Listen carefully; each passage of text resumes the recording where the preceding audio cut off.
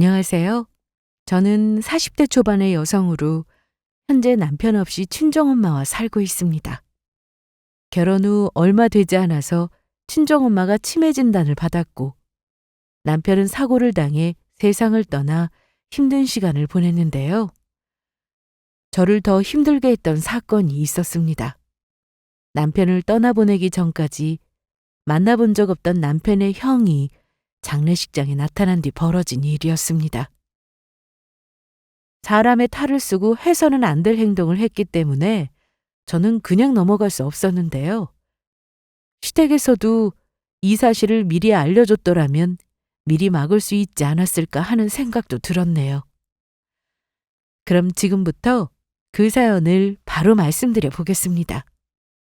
저는 엄마와 오빠 이렇게 셋이 살았고 오빠가 결혼 후 지방에 내려가 살게 되면서 엄마와 단둘이 지냈습니다.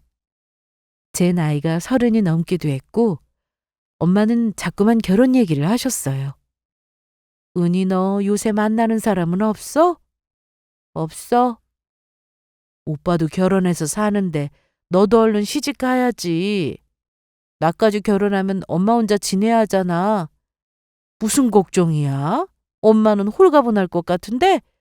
내 걱정 말고 빨리 결혼이나 해. 정말? 그래.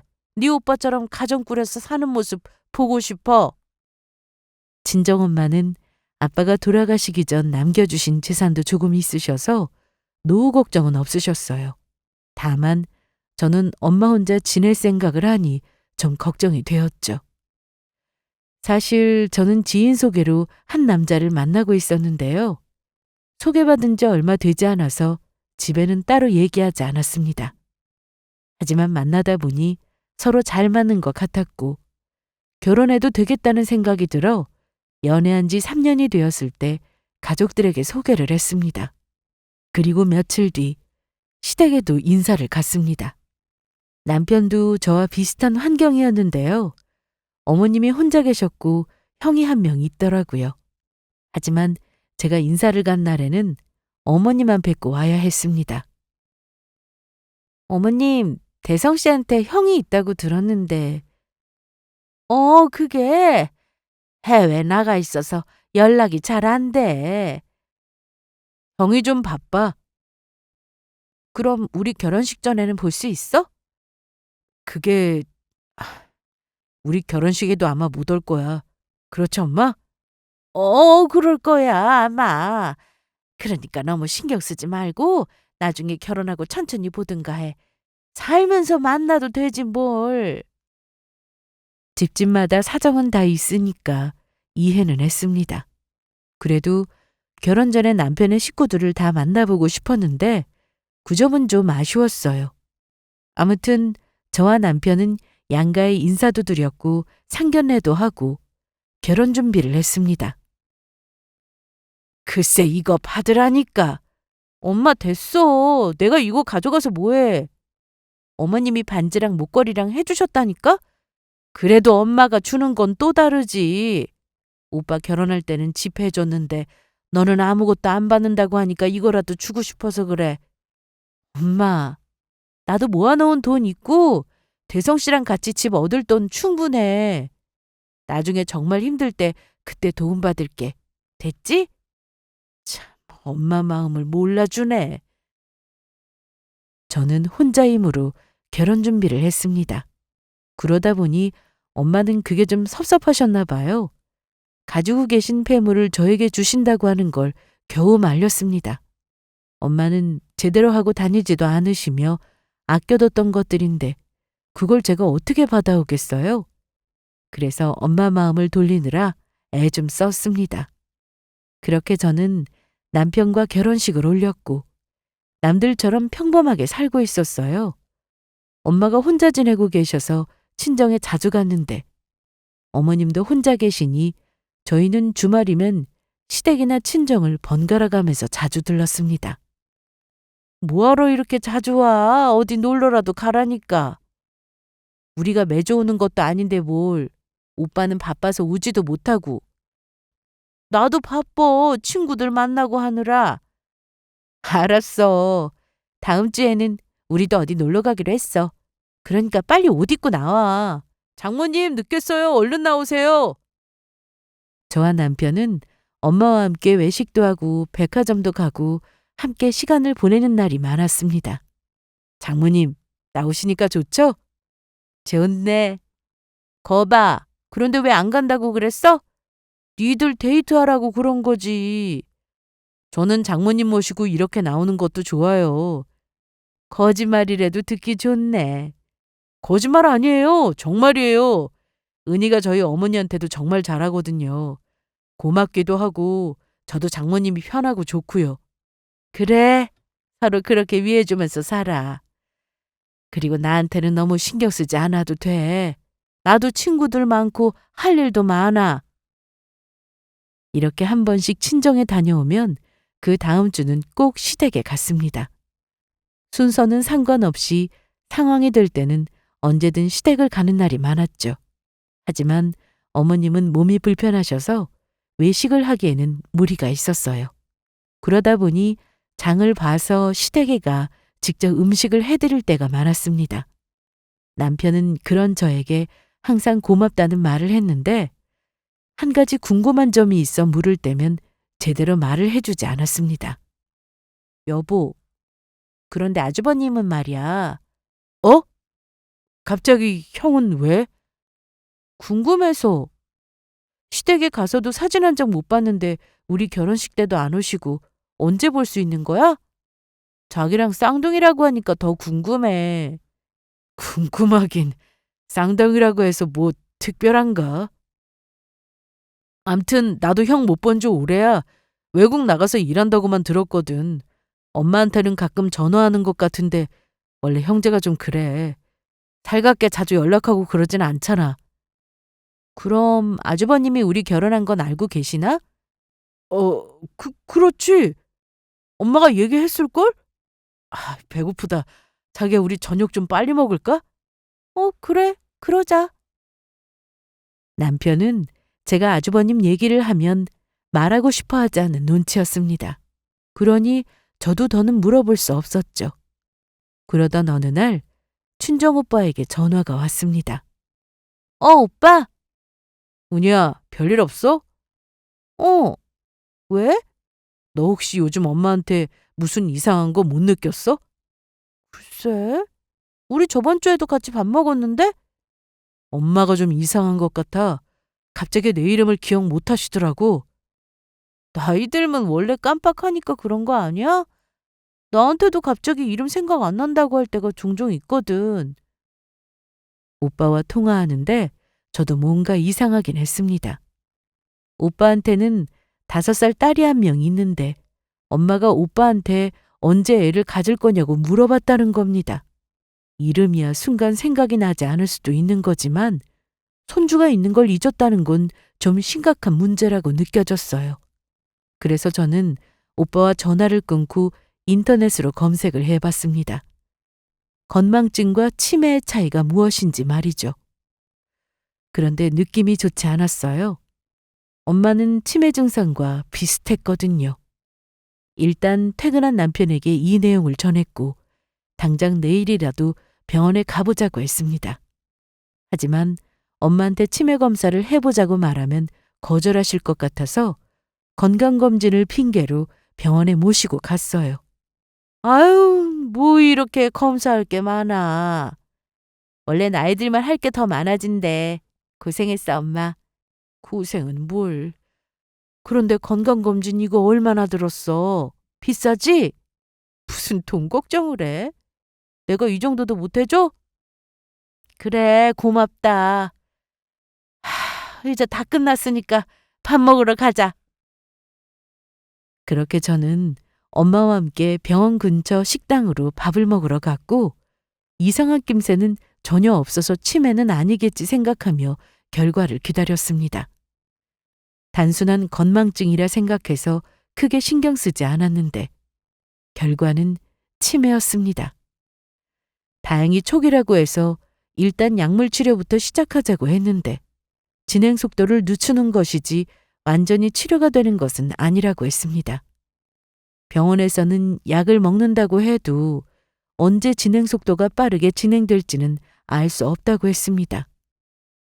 그러다 보니 오빠는 조카를 데리고 친정에 자주 찾아왔고 저도 남편과 엄마를 보러 자주 갔습니다. 엄마도 치매 증상을 어느 정도 인지하고 계셨는데 가끔씩 증상이 보였기 때문에 엄마는 꼭 이겨낼 거라는 말씀을 자주 하셨습니다. 의지가 대단하셔서 저 역시 상태가 빨리 나아지지는 않을 거라 생각이 들었어요. 엄마, 나 이만 가볼게. 내일 또 올게. 내일은 안 와도 돼. 간병인 오기로 했잖아. 맞다. 그래도 올게. 잠깐만, 은희야. 이것 좀 봐봐. 이거 엄마 보석함이네? 이건 왜? 마음에 드는 거 없어? 다 예쁘다. 그럼 이거 다 가져가. 난 이제 필요도 없고. 무슨 말이야. 저번에도 그러더니 왜 자꾸 주려고 해. 됐다니까? 그리고 엄마가 지금부터 부지런히 하고 다니면 돼. 나야말로 이런 거 하고 다닐 곳이 어디 있다고. 목걸이나 반지 이런 것도 젊은 사람이 해야 더 예쁜 법이야. 온 김에 가지고 가. 회사 갈 때 하고 가면 되지. 싫어. 뒀다가 엄마 중요한 날에 해. 성민이 결혼할 때는 집 해줬는데 너 결혼할 때는 아무것도 안 해줬잖아. 오빠는 오빠고 나는 나야. 암튼 됐어 너도. 누굴 닮아 이렇게 고집을 부려? 딱 보면 몰라 엄마지? 그럼 나 간다. 엄마는 갑자기 옷장 깊숙한 곳에 넣어두었던 폐물들을 꺼내서는 저에게 준다고 하셨습니다. 그런데 저는 엄마가 정신이 멀쩡할 때 빨리 물건을 정리하려고 하시는 것처럼 보였어요. 그래서 눈물이 나려는 걸 겨우 참고는 집으로 돌아왔습니다. 결혼하고 큰 문제 없이 잘 살고 있었는데 갑자기 엄마에게 이런 일이 생겨 너무 마음이 아팠어요. 아프지 않고 건강한 게 가장 최고라고 하시던 엄마였는데 다른 병도 아니고 치매라니 정말 속상했습니다. 남편은 평소 저와 엄마를 보러 가는 날이 많았는데 제가 바쁜 날은 혼자 친정에 가기도 했습니다. 말도 없이 친정에 다녀와서는 엄마 몸 상태에 대해서 저한테 얘기해 주곤 했는데 너무 고맙더라고요. 자기야, 오늘 친정 갔었어? 어떻게 알았어? 엄마한테 전화 왔었어. 장모님이 뭐라고 하셔? 자기가 와서 좋으셨나 봐. 사위 얼굴 봐서 입맛이 돈다고 하시더라. 기분 좋은데. 그런데 내가 찾아갔을 때는 좀 왔다 갔다 하셨어. 그랬구나. 퇴근하고 피곤할 텐데 그렇게 자주 안 가도 돼. 나도 피곤하면 안 가고 집으로 바로 와서 쉬니까 걱정 마. 고마워. 나야말로 우리 엄마한테 잘하는 거 내가 다 아는데 나는 자기처럼 밥 해주고 청소해주고 그런 거 못하니까 가서 인사만 드리고 오는 거야. 그리고 고맙다느니 그런 말 하지 마. 그래도 고마워. 하지만 남편은 회사에서 출장을 자주 가게 되면서 집을 비울 때가 많았습니다. 그래서 엄마를 보러 가지 못하는 날도 많았죠. 그러다 보니 저는 혼자서 평일 저녁은 물론 주말에도 친정에 갔습니다. 엄마는 남편을 많이 찾았는데 그동안 엄마한테 참 잘했다는 생각이 들더라고요. 특히 엄마는 저를 못 알아보실 때도 남편만큼은 정확하게 기억하고 찾으셨어요. 엄마, 나 누구야? 누구세요? 엄마 나 은희잖아, 엄마 딸. 나는 딸 없는데요. 사위는 있어요. 이름은 김대성. 그래 맞아. 엄마 사위가 내 남편이야. 아니야, 우리 사위야. 사위는 언제 와요? 엄마, 사위 보고 싶어? 어, 지금 오라고 하면 안 돼? 저는 이럴 때면 난감했는데 남편에게 전화를 걸어 영상통화를 하곤 했습니다. 남편은 귀찮을 법도 한데 항상 기분 좋게 통화를 해주었어요. 장모님, 저예요. 저 찾으셨어요? 김서방, 어디야? 왜 안 와? 저 보고 싶으세요? 그럼. 금방 갈게요. 회사 일 때문에 멀리 와 있어요. 일 마치고 갈 테니까 조금만 기다려 주세요. 알았어요. 엄마는 이렇게 다른 모습을 보일 때가 많았는데 저는 그 모습이 낯설었어요. 많이 봐서 익숙해져야 정상인데 저도 모르게 인정을 못하고 있었던 겁니다. 엄마가 다시 좋아질 거라 생각하고 있었죠. 현실은 그렇지 못하다는 걸 알면서도 말이죠. 그래도 남편이 이렇게 엄마를 잘 챙겨주고 있어서 감사했어요. 그런데 안 좋은 일은 한 번에 온다고 했던가요? 저한테 청천벽력 같은 사건이 또 일어나고 말았습니다. 바로 남편의 사고 소식이었죠. 출장이 잦았던 남편은 지방에 갔다가 집으로 오던 길에 음주운전 차량과 교통사고가 나면서 차가 전복될 정도로 큰 사고를 당하게 되었습니다. 저는 그때 회사에서 일을 하고 있었는데 병원에서 온 전화를 받고는 급하게 응급실로 갔습니다.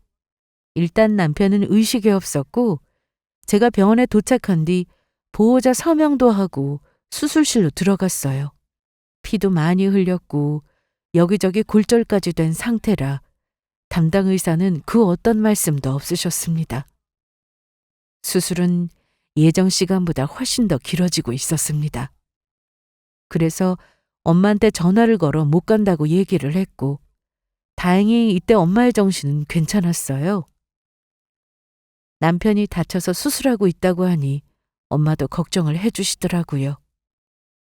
아니, 그래서 수술하면 괜찮대? 아직은 나도 몰라. 엄마가 갈까? 아니야.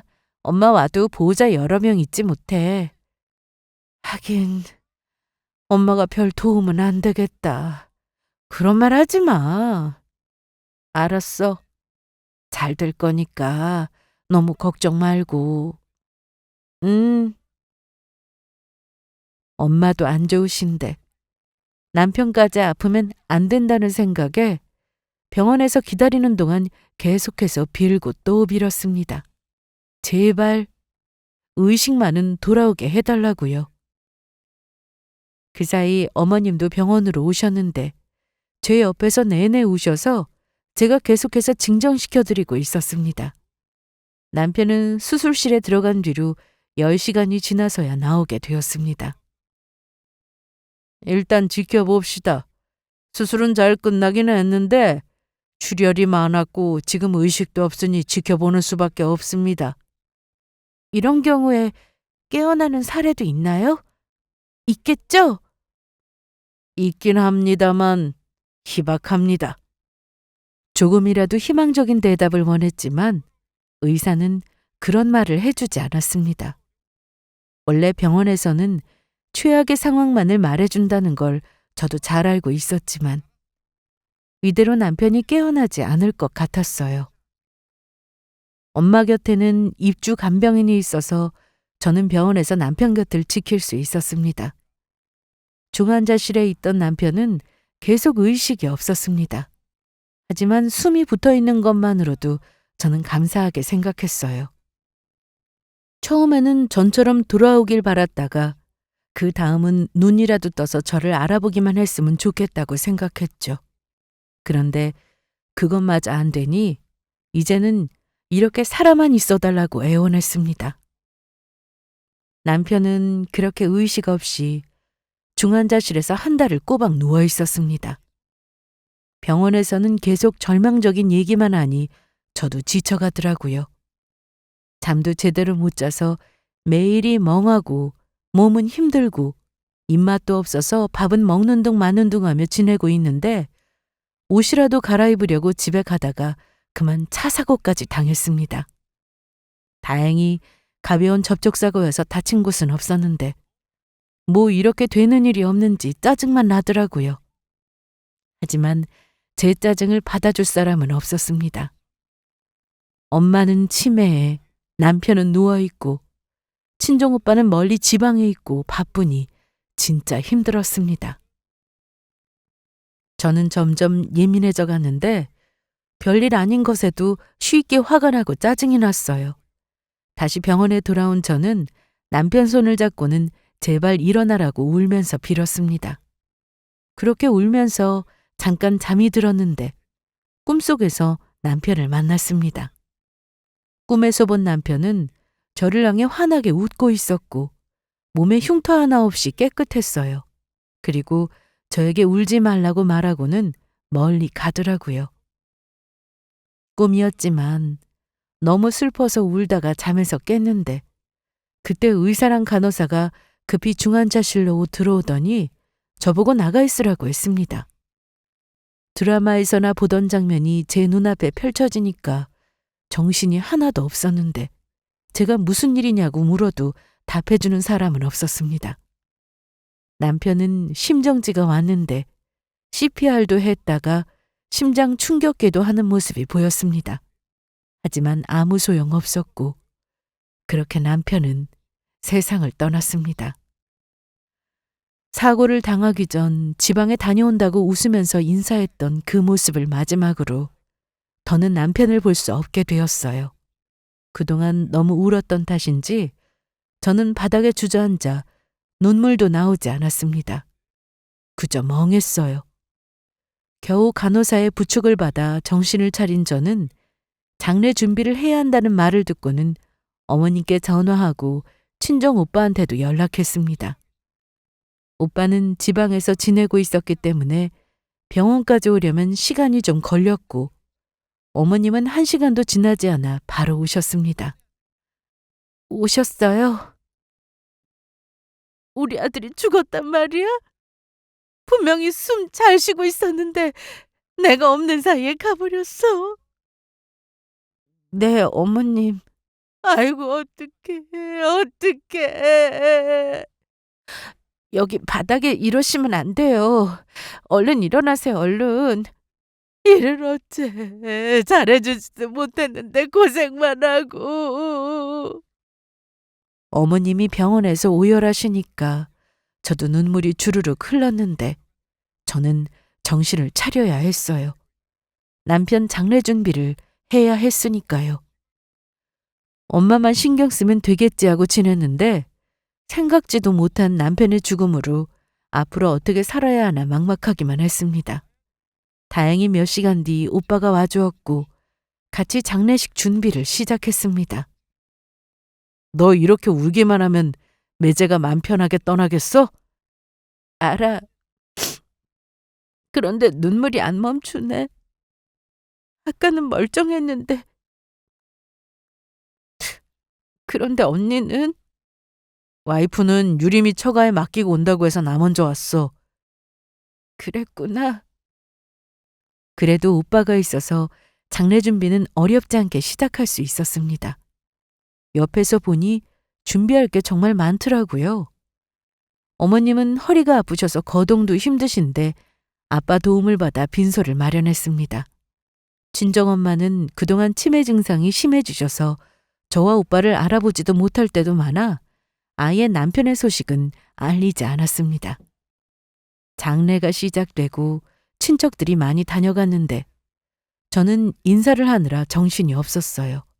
거기다 간병인한테 전화도 계속 오는 바람에 전화 받느라 바빴죠. 정말요? 아쉽네요. 저도요. 어머님이 치매 환자 중에서는 그래도 증상이 심하지 않으셔서 저도 일하기 힘들지 않았는데 이렇게 그만두게 되어서 마음이 좋지 않아요. 사정이 있으시다니까 어쩔 수 없죠. 그래도 장례 끝날 때까진 계시는 거 맞죠? 그럼요. 걱정 마세요. 장례 잘 치르시고요. 네. 신경 쓸 게 많아서 정신도 없는데 간병인은 사정이 있다며 그만둔다는 연락을 해왔습니다. 그래도 당장 그만둔다는 것도 아니어서 그나마 다행이다 싶었어요. 남편 장례식장에는 시댁 친척분들은 물론 제 친구들도 많이 왔습니다.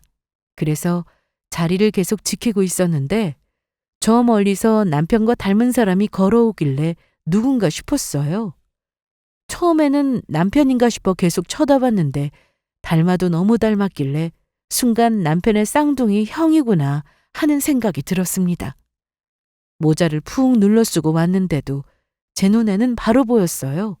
그리고 시댁 친척분들한테 인사를 하는 모습을 보고는 확실히 맞구나 싶었습니다. 그래서 저는 안쪽에 앉아 계시던 어머님한테 가서 이 사실을 알렸어요. 어머님, 어머님, 밖에 아주버님 오셨어요. 뭐? 누구? 누가 와? 아주버님이요. 아니, 얘가 지금 뭐라는 거야? 대훈이가 왔다는 거야? 네, 얼른 나가보세요. 어머나, 맞네. 대훈이, 아니, 너 여기는 어떻게 알고 왔어? 어머님과 아주버님이 서로 얘기를 하시는데 가만히 들어보니 뭔가 이상했습니다. 저는 당연히 동생이 세상을 떠났으니 어머님 연락을 받고 외국에서 급하게 귀국했나 보다 생각했거든요. 그런데 어머님은 아주버님을 보고는 대뜸 어떻게 알고 왔냐고 물으셨습니다. 아주버님은 말도 거의 안 했습니다. 어머님이 계속 뭐라고 물어보셨는데도 대꾸가 없었어요. 그때 제가 인사를 했습니다. 안녕하세요, 아주버님. 네, 안녕하세요. 처음 뵙겠습니다. 많이 바쁘셨어요? 그동안 통 연락도 없으시고. 네, 좀. 대훈이 너 이리 좀 와봐. 얼른! 은희 너는 안에 들어가 있어. 저 금방 갈 거예요. 대성의 마지막 길에 얼굴이나 비추러 왔어요. 어머님은 아주버님을 데리고 구석 쪽 테이블로 가서는 무슨 얘기를 계속 하셨습니다. 저는 자리에 끼는 게 좀 눈치가 보여 그냥 지켜봤습니다. 쌍둥이라고 해서 아주 똑같을 거라 생각했는데 실제로 보니 그렇게 똑같이 생기지는 않았어요. 남들이 볼 때는 똑같다고 볼 수도 있겠지만 저는 남편의 얼굴과 확실히 구분은 되었습니다. 장례식장에 손님이 계속 와서 저는 안으로 들어가야 했는데 다시 나와보니 아주버님은 가고 없더라고요. 어머님, 아주버님은요? 갔다. 벌써요? 얘기 좀 하려고 했는데 바쁘다고 먼저 갔어. 한국은 잠깐 들어오신 거래요? 모르겠다. 좀 섭섭했습니다. 이왕 온 거 그래도 1시간은 있다가 가실 줄 알았는데 10분도 안 돼서 바로 가셨더라고요. 어머님은 나중에 다시 만날 기회가 있겠지 하셨고 그래서 저도 그렇게 생각하고 말았습니다. 장례 마지막 날 납골당에 남편을 두고 오려니 발길이 떨어지지 않았어요. 이날 어머님은 다시 한번 우셨고 저는 옆에서 울음을 참느라 혼났습니다. 오빠 고생 많았어. 그리고 너무 고마워. 고생은 뭐 이럴 때 다 돕는 거야. 그런데 너 좀 쉬어야 할 텐데 바로 회사 출근한다며? 음, 회사를 너무 오래 비워서 나가봐야 해. 급한 것만 처리하고 연차 쓰고 좀 쉴까 해. 그래, 잘 생각했다. 그러다 쓰러진다고. 오빠 말대로 좀 쉴게. 그런데 오빠는 바로 내려갈 거지? 엄마 보고 가야지. 그리고 오늘 간병인 그만두고 다른 분 오시니까 인사도 해야지. 아, 맞다. 나도 가봐야 하는데. 넌 회사 일 마치고 가봐. 내가 알아서 설명드리고 할 테니까. 그래, 알았어. 저는 납골당에서 오빠와 헤어졌고 어머님을 모셔다 드리기 위해 시댁으로 갔습니다. 시댁에 도착 후 집 청소도 좀 하고 어머님 드실 음식도 좀 만들었어요. 그만 가봐. 내 걱정은 말고. 이것만 하고요. 저 한동안 회사 나가봐야 해서 바쁠 수 있거든요. 그럼 시댁에도 자주 못 오는데 드실 반찬은 있어야죠. 고마워. 아니에요. 그런데 아주버님은 연락 없어요? 어? 없어. 다시 외국 갔겠지 뭐. 아, 네. 이제 그만하고 얼른 가봐. 내일 출근하려면 조금이라도 더 쉬어야지. 내 말대로 해. 얼른. 정말 그동안 정신력으로 버텼는지 저는 집에 돌아오자마자 뻗어버렸습니다. 그대로 잠이 든 저는 다음날 아침까지 한 번을 깨지 않고 푹 잤습니다. 그리고 아침에 출근을 했고 그동안 밀렸던 업무를 하느라 좀 바쁘게 지냈어요. 그리고 며칠 뒤 저는 친정으로 갔습니다. 새로 오신 간병인은 어떤 분인지 그리고 엄마 몸 상태가 어떤지 궁금해서 몸은 피곤했지만 더 미룰 수가 없었습니다. 안녕하세요. 네, 안녕하세요. 따님 되시죠? 네, 맞아요. 저희 엄마 그동안 어떠셨어요? 괜찮으셨어요. 정신 돌아오실 때도 많았고요. 그런데 남편분하고는 같이 안 오셨어요? 네? 남편이라니요? 저는 간병인 분이 새로 바뀌어서 집안 사정을 잘 모르니 그냥 하는 말인 줄 알았습니다. 그런데 그게 아니었어요. 엊그제 아파트 주변으로 산책하고 있었는데 어떤 남자분이 오셔서 어머님한테 장모님이라고 부르더라고요. 그래서 이 집 사위구나 싶었죠. 그리고 어머님도 사위 왔냐고 하시길래 집까지 같이 들어왔고요. 저는 너무 놀라서 얼마 전에 남편이 죽어서 장례까지 치렀다고 얘기했습니다. 무슨 말씀이세요? 제 남편은 얼마 전에 죽어서 장례까지 치렀는데요. 네? 정말요? 분명 어머님이 사위라고 하셨는데. 저 지금 너무 무서워요. 그럼 그날 제가 본 남자는 누구예요? 엄마가 그날 정말 사위라고 한 거 맞아요? 맞아요. 그때 어머님 정신이 너무 멀쩡했고 제가 누군지도 잘 알아보셨어요. 사위분 이름이 대성 맞아요? 김대성? 맞아요. 그것 봐요. 어머님이 제대로 알아보신 거 맞네요. 김서방 김서방 하셨는데 이름까지 정확하게 부르셨고요. 저는 너무 기가 막혀서 남편 사진을 새 간병인한테 보여주었습니다. 맞아요, 이분. 확실해요. 순간 아주버님이 생각났습니다. 이렇게 똑같이 생긴 사람은 남편의 형 말고는 없었으니까요. 하지만 이상했죠. 아주버님이 맞다고 해도 친정이 어딘 줄 알고 찾아왔으며 엄마한테 왜 장모님이라고 한 건지 이해가 되지 않았어요. 그날 집에 와서 뭐 했어요? 다 보셨죠? 일단 제가 커피 다 타드렸고 어머님이 장롱 안에서 보석함을 꺼내시더니 자랑을 하시더라고요. 보석함이요? 네, 저는 안방에 들어가진 않고 거실에서 봤는데 목걸이에 반지에 이것저것 많이 꺼내셨어요. 그래서요? 그리고 방문이 닫혀서 더는 못 봤어요. 그러다 한 30분 정도 지나서 사위분은 가셨고요. 방문은 누가 닫은 거예요? 그 남자분이요. 제가 쳐다보고 있는 게 좀 싫었는지 갑자기 문이 닫히길래 저도 소파에 앉아 쉬고 있었죠. 저는 느낌이 좋지 않아서 엄마한테 물어봤습니다. 엄마는 정신이 왔다 갔다 했는데 제가 누군지도 잘 기억하지 못했어요. 엄마, 보석함 어딨어? 응? 그게 뭐야? 엄마, 목걸이랑 반지 들어있는 상자 말이야. 몰라. 저는 답답해서 장롱 안을 뒤졌습니다. 그런데 보석함 자체가 없더라고요. 엄마가 장롱 안에 숨겨뒀던 보석함 어디 있냐고. 아, 그거 우리 사위한테 줬지. 목걸이 선물로 줬어. 반지도. 뭐라고? 김서방이 갖고 싶다고 해서 줬어. 우리 딸 은희한테 전해준다고 해서 줬다고. 내가 은희 줘야 한다고 했거든. 그랬더니 자기가 전해주겠대. 무슨 일이에요? 그 사람이 가져간 것 같아요. 네? 혹시 그 남자가 나갈 때 뭐 들고 나가지 않았어요? 그런 건 없었어요. 찬바를 입고 왔으니 그 안에 숨겨나간 건지는 모르겠고. 암튼 빈손으로 나갔어요. 아, 맞다. CCTV. 저는 엄마가 치매 진단을 받았을 때 혼자 계시다가 무슨 일이라도 날까 싶어 홈 CCTV를 설치했었는데 그래서 급하게 돌려봤습니다.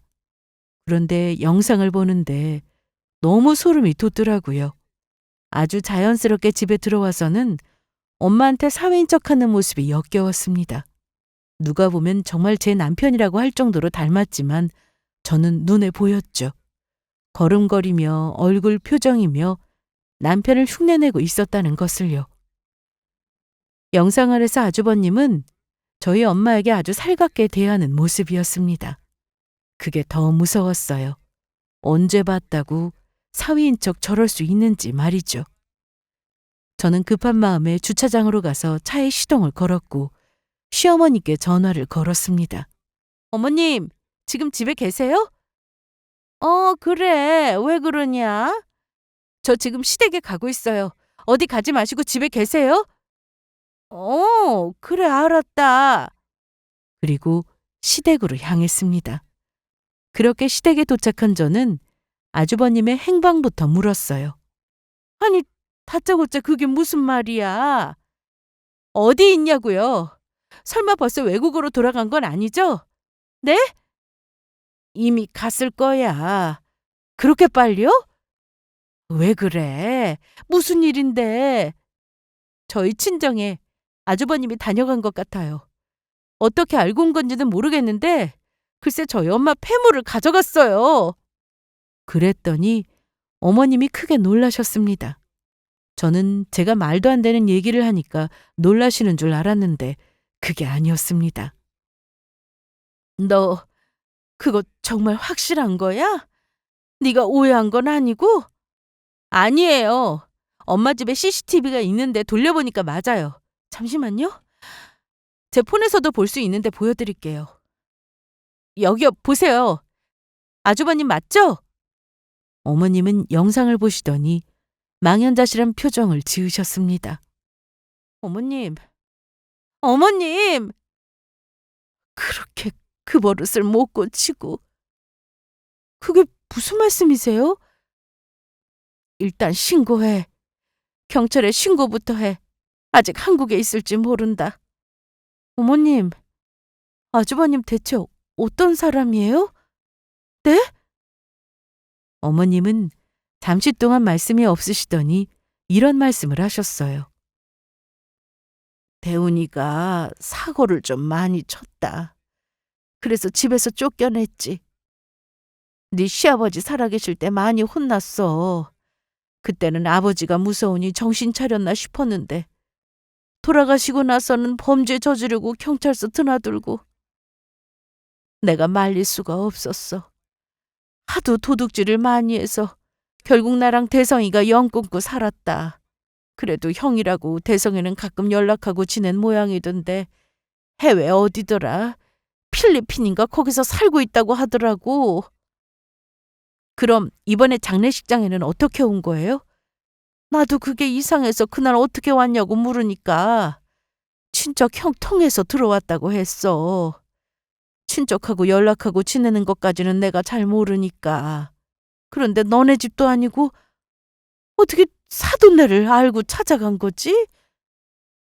저도 그게 이상해요. 저희 엄마가 사는 아파트를 알고 있다는 것도 어이없는데 거기다 엄마가 치매인 것도 알고 있다는 거잖아요. 그러니 사위인 척 연기도 한 거고요. 혹시 대성이가 말해줬나? 둘이는 가끔씩 연락을 했으니. 일단 저는 경찰에 신고했고 그동안 남편과 연락하며 지냈다는 말에 집에 와서 남편 핸드폰을 열었습니다. 액정이 깨져 있긴 했지만 그래도 볼 수 있었어요. 문자 내역부터 확인했는데 형이라고 저장되어 있는 내용이 있었습니다. 정말 가끔 연락하며 지낸 것 같았는데 대부분의 내용은 돈 얘기였습니다. 아주버님은 돈 좀 마련해달라고 했고 남편은 거절하는 내용이었어요. 더는 형한테 줄 돈 없어. 내가 급해서 그래. 한 1,000만 원만 안 될까? 형, 내가 그동안 형한테 해준 돈이 얼만지 알아? 내가 한 번에 갚는다니까. 가족끼리 1억이냐? 가족이니까 더 일하면 안 되는 거지. 그리고 나 가정도 있는데 계속 이러면 곤란해. 죄수 씨가 내 존재는 알고 있냐? 형 있는 건 알아. 혹시 우리 와이프 만나려는 건 아니지? 그러니까 돈 좀 해줘. 문자에는 돈을 해달라는 내용뿐이었습니다. 다른 문자를 확인해도 마찬가지였고요. 그래서 통화 내용을 살폈는데 문자보다 통화 기록이 더 많았습니다. 그러다 녹음 시간이 아주 길게 되어 있는 기록이 있길래 들어봤어요. 지금 너네 집 근처로 갈게. 잠깐 나와라. 한국은 언제 온 거야? 잠깐 들어온 거야. 다시 나갈 거야. 그러니까 오늘 아니면 형 얼굴 보기 힘들 거야. 돈 얘기할 거면 오지 마. 연락도 하지 말고. 얼굴이나 보자는 건데 넌 내 전화 받자마자 그런 말을 하냐, 섭하게? 우리 와이프 만날 생각이면 꿈도 꾸지 마. 가족끼리 인사라도 해야 하는 거 아니야? 그래도 내가 네 형인데 아주버님 소리나 들어보자. 그리고 너네 집 어딘지 아니까 일단 간다. 오지 말라고. 지금 집 아니야. 집에 오긴 할 거 아니야. 올 때까지 기다릴 테니까 그런 줄 알아. 알았어. 그럼 우리 집 말고 이쪽으로 와. 남편은 아주버님에게 친정 아파트를 말해줬습니다. 그 근처에서 보자면서 말이죠. 이때가 남편 혼자 친정이 간 날인 듯 했어요. 그러니 근처로 오라고 한 거였고요.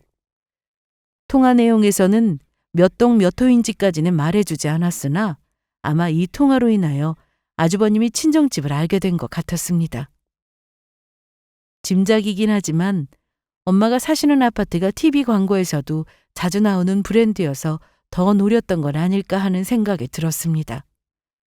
좋은 아파트에 사니 훔칠 물건이 좀 있다고 생각한 건가 싶었죠.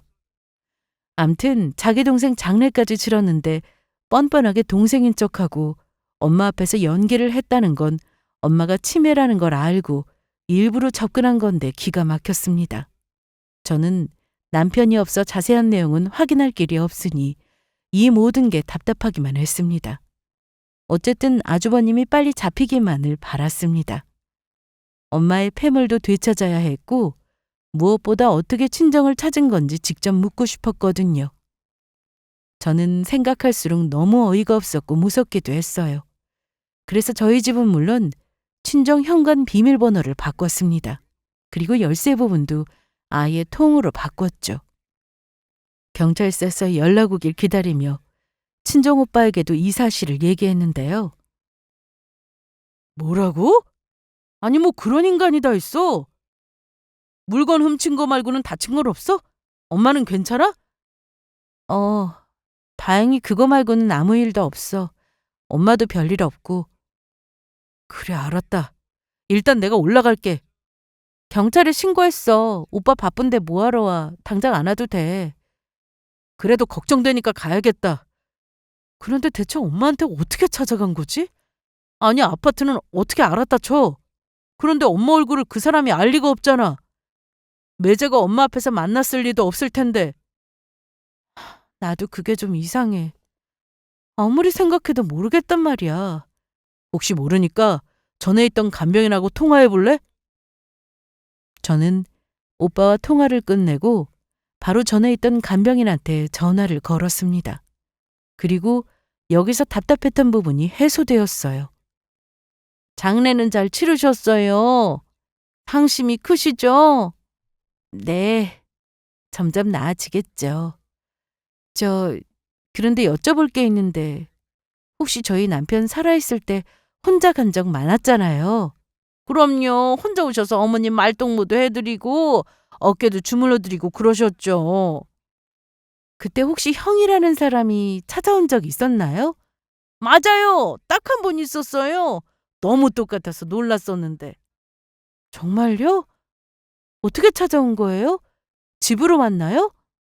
아니에요. 그때 남편분 퇴근하고 혼자 오셨는데 어머님이 답답하다고 나가고 싶다고 하셔서 같이 나갔어요.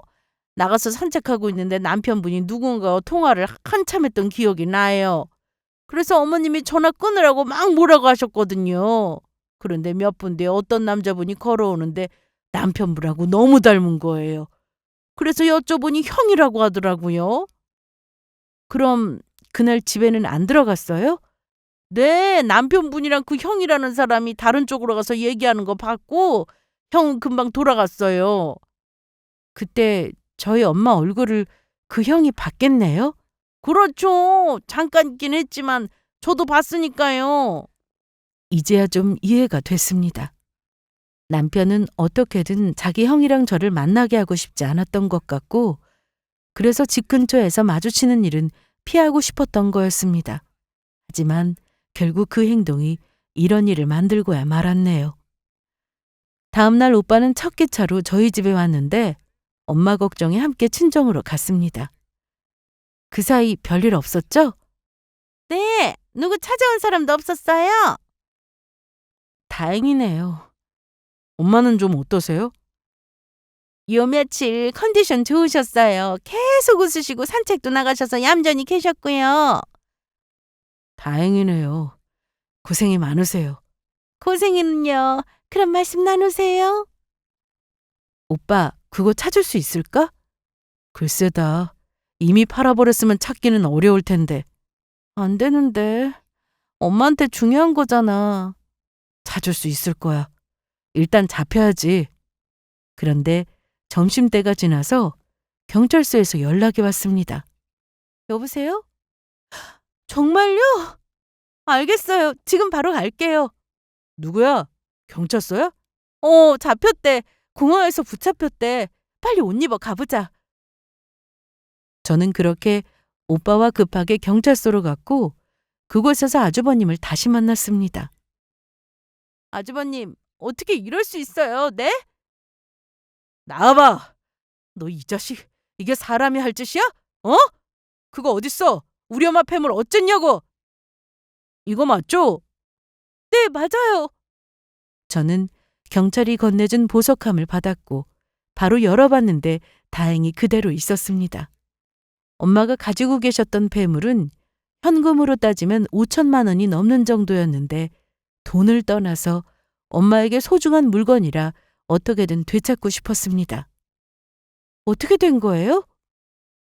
아주버님은 해외로 튀려고 했는데 다행히 공항에서 잡혔다고 했습니다. 거기다 조사해보니 전과가 상당했죠. 어머님께 이미 들어서 저는 알고 있었는데 오빠가 옆에서 그 얘기를 듣더니 멱살을 잡으려고 난리도 아니었습니다.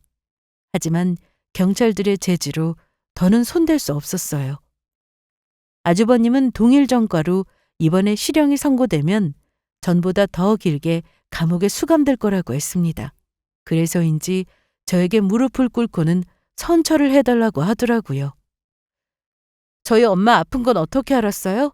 남편이 말해줬어요? 제가 재수 씨 한번 만나고 싶다고 했는데 대성이가 자기 와이프 건들지 말라고 하더라고요. 안 그래도 장모님이 치매로 재수 씨가 힘들어한다면서 찾아오지 말라고 그랬어요. 어떻게 그래요?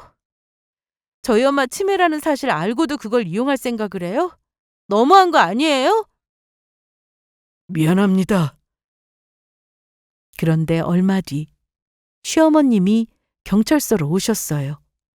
어머님, 몸도 불편하신데 오셨어요? 어딨어? 너 이 자식 어디 있어?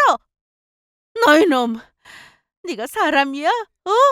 그동안 우리 집 말아먹은 것도 모자라서 사돈댁에서 도둑질을 해? 아이고 이놈아, 그런 집안 망신이 어디 있냐? 내가 어떻게 얼굴을 들고 살아? 며느리에 어떻게 얼굴을 봐? 아이고, 입이 있으면 말을 해. 영 굽고 살다가 갑자기 나타나서 한다는 짓이 또 도둑질이야? 진정하세요. 여기서 이러시면 안 됩니다. 예. 잡아 넣어주세요. 다시는 못 그러게 혼내달라고요. 아예 감옥에서 못 나오게 해주세요. 어머님은 아예 작정을 하고 오신 듯 했습니다. 아주버님은 저한테 계속 선처해달라고 했지만 저는 그럴 생각이 없었어요. 어머님 역시 법대로 해달라고 하셨죠. 그렇게 아주버님은 실형이 내려졌고 법적 처벌을 피하지 못했습니다. 저는 이번 일로 한동안 충격에서 헤어나오기 힘들었어요. 갑자기 힘든 일이 도미노처럼 밀려왔고 거기다 생각지도 못한 아주버님의 등장으로 인해 앞으로 나쁜 일이 얼마나 더 남았을까 하는 생각까지 들었죠. 하지만 그 일이 있고 난 뒤 더는 안 좋은 일은 생기지 않았습니다. 저는 남편과 함께 살던 집을 처분하고 엄마가 사시던 집도 팔았어요. 그리고 회사 근처로 새로 집을 얻어 엄마와 함께 지내고 있습니다. 간병인이 계셔서 조금은 수월하게 엄마와 생활하고 있는데 사실 엄마의 몸 상태는 점점 나빠지고 있습니다. 그래도 가끔씩 정신이 돌아오면 제 이름도 불러주고 예전 그 따뜻했던 엄마의 모습을 볼 수 있어 그것만으로도 감사하게 생각하고 있답니다. 어머님과도 종종 연락은 하지만 지금까지도 저한테 미안하다고 사과하십니다.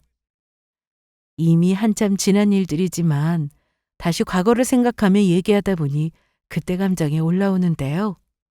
그래도 시간이 약이라는 말이 맞는지 지금은 많이 좋아졌고 엄마와 많은 시간을 보내며 지내고 있습니다. 저의 길고 복잡한 사연 들어주신 여러분, 끝까지 들어주셔서 감사합니다. 저는 앞으로도 씩씩하게 잘 살아갈 테니 걱정 마시고 여러분들도 앞으로 좋은 일들만 가득하시길 바랄게요.